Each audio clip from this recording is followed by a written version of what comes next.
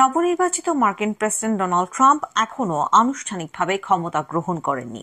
প্রস্তুতি হিসেবে তার আগামী প্রশাসনের সদস্যদের নাম ঘোষণা শুরু করেছেন, আর তাতেই গোল বেঁধেছে। নানা মহলে তার ক্যাবিনেটের প্রস্তাবিত সদস্যদের যোগ্যতা ও আগের ইতিহাস নিয়ে নানা প্রশ্ন উঠেছে। বিতর্ক ও সমালোচনা অবশ্য ট্রাম্পের প্রথম ক্যাবিনেট নিয়েও বিস্তর ছিল।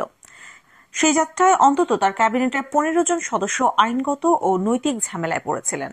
তাদের কেউ বা উৎকোচ গ্রহণ, সরকারি অর্থের অপচয় ও ব্যক্তিগত কাজের ব্যবহার অথবা আইন ভঙ্গ করে লবিং করার অভিযোগে পড়েছিলেন। তাদের মধ্যে পরিবেশ বিষয়ক দপ্তরের মন্ত্রী স্কট প্রুইট ক্ষমতার অপব্যবহারের অভিযোগে পদত্যাগে বাধ্য হন। তহবিল তছরূপের অভিযোগে পদত্যাগে বাধ্য হন অভ্যন্তরীণ দপ্তরের মন্ত্রী রায়ান জিংকে।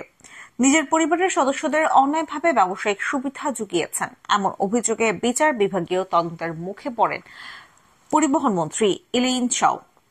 নিজের দ্বিতীয় মন্ত্রিসভার জন্য ট্রাম্প এখন পর্যন্ত ডজন খানেক নাম প্রস্তাব করেছেন। সবচেয়ে যোগ্য ব্যক্তিদের তিনি মনোনয়ন দিয়েছেন, একথা কেউ বলবে না। যোগ্যতা বা অভিজ্ঞতার বদলে তিনি জোর দিয়েছেন তার প্রতি নিঃশর্ত আনুগত্যের উপর।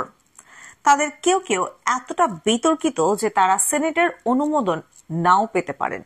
সে কারণে অনুমোদন এড়িয়ে সিনেটের বিরতির সময় তার মন্ত্রিসভার সদস্যদের নিযুক্তির প্রদানের ইঙ্গিত দিয়েছেন ট্রাম্প। এরকম বিস্ময় ও বিরক্তির কারণ হয়েছে জাতীয় গোয়েন্দা দপ্তরের পরিচালক হিসেবে সাবেক কংগ্রেস সদস্য তুলসি গ্যাবার্ডের মনোনয়ন। ডেমোক্রেট হিসেবে নির্বাচিত এই কংগ্রেস সদস্য পরে রিপাবলিকান দলের সঙ্গে যুক্ত হন ও ট্রাম্পের মস্ত সমর্থক বনে যান। এখন পর্যন্ত যাদের নাম প্রস্তাব করা হয়েছে তাদের মধ্যে সবচেয়ে বিস্ময়ের সৃষ্টি করেছে ফ্লোরিডা থেকে নির্বাচিত কংগ্রেস সদস্য ম্যাট গেটস, যাকে তিনি অ্যাটর্নি জেনারেল হিসেবে মনোনয়ন দিয়েছেন।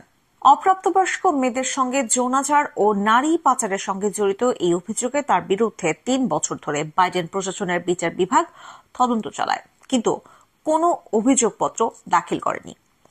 অনৈতিক আচরণের জন্য রিপাবলিকান নিয়ন্ত্রিত কংগ্রেস ও তার ব্যাপারে তদন্ত চালিয়েছিল। অ্যাটর্নি জেনারেল হিসেবে তার নাম প্রস্তাব করার পরপরই গেটস নিজ সদস্য পদ থেকে পদত্যাগ করেন। ফলে কংগ্রেসের সেই তদন্তেরও ইতি পড়ে।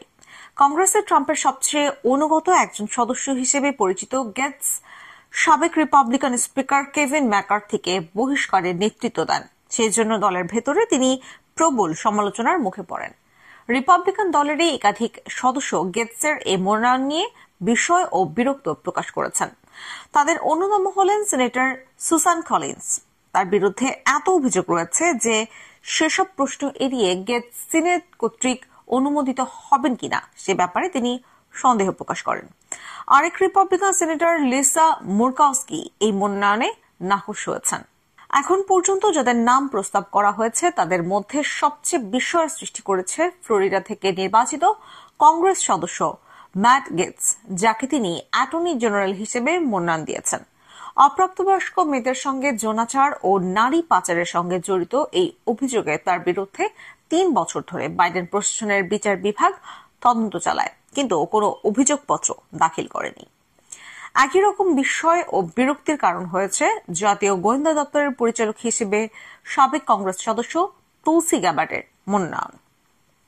বিদেশে যুক্তরাষ্ট্রের সব সামরিক অভিযানের বিরোধী গ্যাবার্ড ইতিপূর্বে রাশিয়ার প্রেসিডেন্ট ভ্লাদিমির পুতিন ও সিরিয়ার প্রেসিডেন্ট বাশার আল আসাদের পক্ষে ওকালতির জন্য পরিচিত। কংগ্রেস সদস্য ড্যান কিলডি বলেছেন, ওর নাম দেখে আমি তো আকাশ থেকে পড়েছি।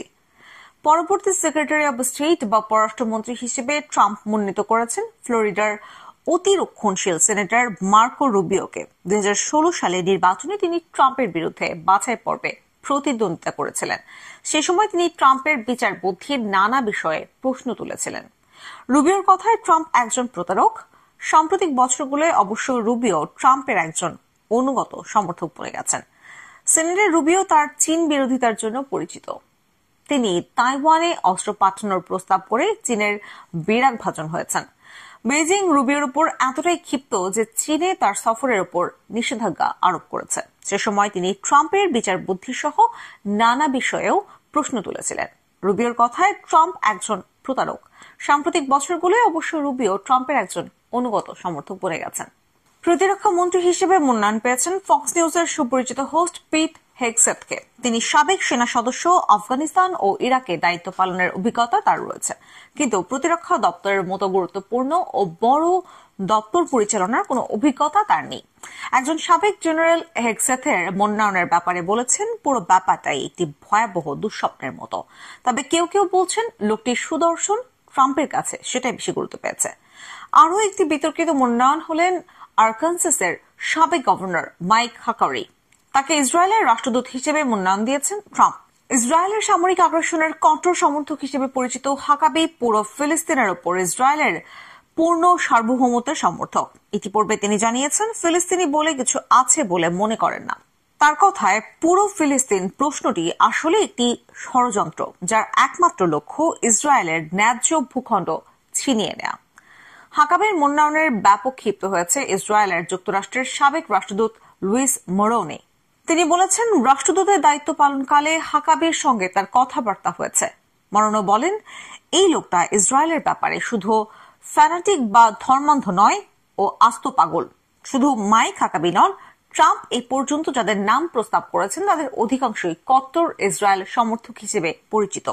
একথা জানিয়েছে ইহুদি পত্রিকা ফরওয়ার্ড। তারা বলছে, রুবিও, হাকাবি, সিআইএ প্রধান জন র্যাটক্লিফ এবং সহকারী চিফ অব স্টাফ হিসেবে প্রস্তাবিত স্টিফেন মিলার, তাদের প্রত্যেকের পরিচয় তারা একদিকে ইসরায়েলের সমর্থক, অন্যদিকে ফিলিস্তিনি আত্মনিয়ন্ত্রণ অধিকারের বিরোধী। তারা সবাই কট্টর ইরান বিরোধী হিসেবেও পরিচিত। প্রতিরক্ষা মন্ত্রী হিসেবে মনোনয়ন পেয়েছেন ফক্স নিউজের সুপরিচিত হোস্ট পিট হেগসেথকে।